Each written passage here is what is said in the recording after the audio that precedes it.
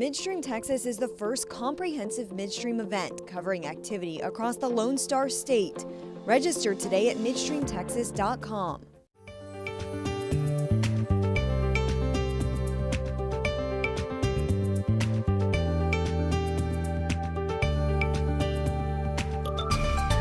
Welcome to Midstream Connect featuring processing trends.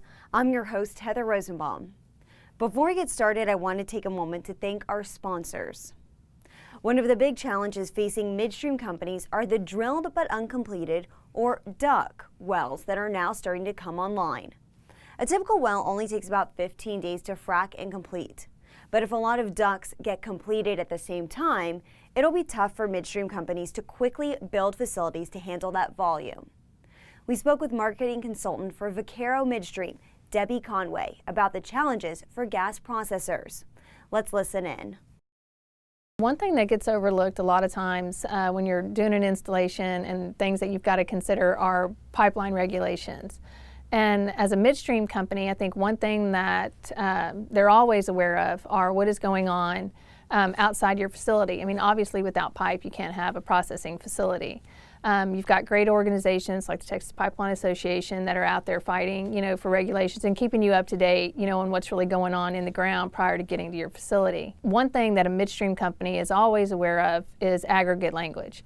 And what I mean by that is the growth that can happen or adding on to a facility that you may not have control over. For example, you've got a CDP that's within a quarter of a mile of a well facility, and it may not be yours, maybe the producer's facility, or you may have a competing midstream company that's very close to yours. And some language, the way it's written right now, is you can all be lumped together, and you've got to all kind of fight under one facility, and that's going to be challenging.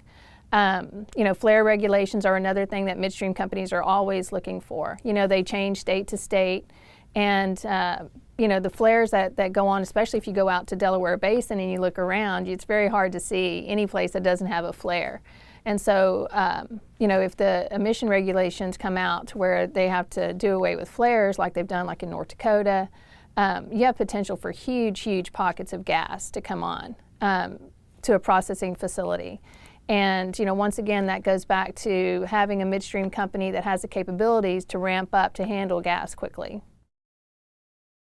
The assets that are in place today that really have the deepest ethane cuts are really going to be the best value back to the producer.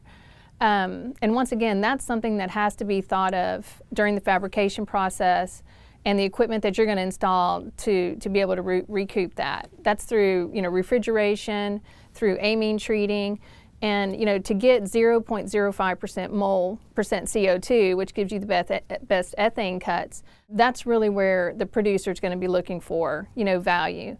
So you've got to have enough forethinking to install that to start with. Thanks for watching this month's Midstream Connect. For more videos like this, subscribe to our YouTube page at youtube.com/HARTENERGY. Thanks again to our viewers and our sponsors for making this episode possible. Until next time, let's stay connected.